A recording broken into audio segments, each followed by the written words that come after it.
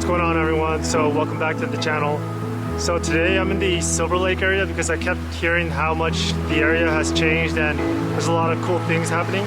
And so I thought, you know what, let me go check it out because everybody's also talking about the lake and whatever, and I saw some YouTube videos of the lake and the park, and I thought it would be nice for me to see it. But one thing I was pretty surprised about is the vibe of Silver Lake seems to be pretty upbeat. You know, it's weird because there's other neighborhoods where the vibe doesn't feel that way, but in the Silver Lake area I could feel it, I could see it too. You know, I do see different businesses going up, and I do see construction, these sorts of modern construction homes, which I think would be going, you know, selling for over the 1 million plus area, right? Probably even up to the 2 million plus.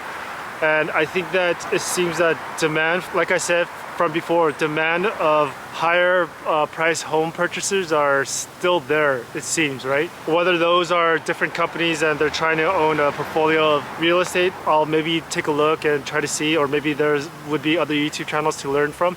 But overall, I'm gonna be trying to take a look for myself in this neighborhood to see what's going on, and is it, you know, do we see the businesses bouncing back, or are we, this is not the financial channel, but you know, are we seeing businesses actually going downwards, plummeting downwards, and therefore leading us to a not good economy, right? But overall, let me go. I'm going to be going to the reservoir right now, but you know, the landscape over here reminds me of a very scenic, you know, basically California, all the hills area. It's not very flat.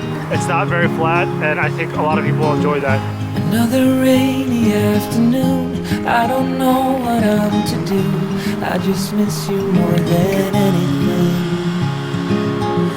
It's way too quiet in the house, I'm just wasted on the couch, 'cause I don't wanna feel anything. Wish you'd stayed here beside me. So I'm here at the Silver Lake Reservoir, you know, walking the trails, looking around the area, and taking in the scenery. Just like on the road here, where it seemed like everything was different. This, you know, some of the businesses and streets look different. And I was actually talking with the Uber driver how he used to live here from 40 years ago. He's seen, you know, so much changes, and everything's changed. I think that, you know, you do see a lot of vibe changes as well, and I think it's for the better. I think a lot of people are gonna be buying up a lot of these. I mean, they probably already are buying up all these houses, but overall that's probably a trend that will probably continue, which is interesting because there's other parts, let's say LA, where that doesn't look like to be the case, right? You know, again, this isn't the channel for it, but it is interesting to see what the, you know, wide scale city dynamics would be, you know, especially when it comes to, let's say, competing with other cities for you know, talent, whether it be tech talent or other industries, you know, space engineering talent. But overall, if you look at the scenery in Silver Lake, it's people keep buying the houses. I think the price just continues to skyrocket. I've seen on the way here and around the area, and I'll take a video of it, where there are more large-scale apartment buildings that are going up, right? I just can't stop thinking about it. I won't forget a single thing, from drunken nights to Sunday mornings, how you smile. Wish you'd stayed here beside me. This isn't how it's supposed to be. Wish you'd stay here right with me. I can't shake that feeling that we said goodbye to sing. So here I am now on Hyperion Avenue. I was passing by this area when the Uber driver was driving through, and I actually wanted to come back and revisit it on the ground level, like walking around just to see what it's like. Obviously there's a lot more activity here than other parts of the city. There seems to be a lot more life. You know, the grocery stores, you know, have a lot of people in it, and it's interesting. It seems that, again, the middle central area, depending on where it is, lost maybe some activity, and the activity moved outwards. I think there's going to be a lot more of these sorts of buildings.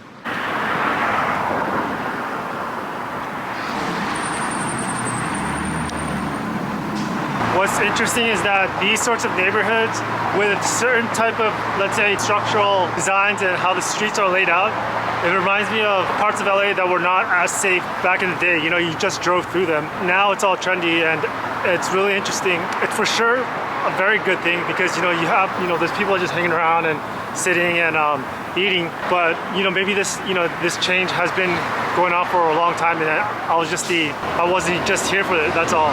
There's two different changes. One is the growth change. The other is the post-pandemic change, right? And so I think for sure post-pandemic throughout all of the US, it's changed for sure, but especially the bigger cities and especially the biggest cities, right? There's a lot of these businesses here, but one thing I did notice is that a lot of them are not open till later on, I think.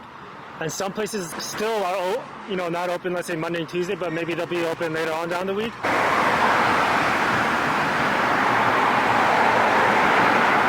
So I'm walking down Sunset, right? Which is gonna be the main, let's say, business area where most of the businesses are, compared to the more hideaway spots that we were just at. I've noticed like some businesses used to be, let's say, on the central parts of Los Angeles, let's say that what used to be considered trendy areas that have moved outwards. And it seems like it's not just here in Silver Lake, but other parts of the city as well. So I guess that's something that has been happening.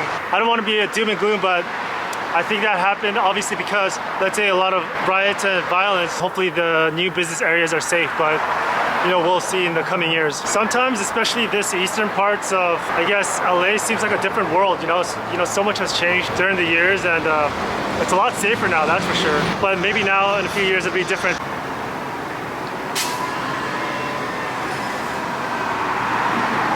I think a lot of LA is real scenic like this, you know?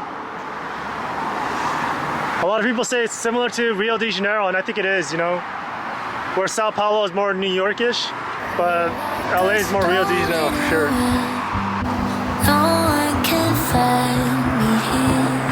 You have all these trendy, more eatery places that I think have popped up in a lot of places.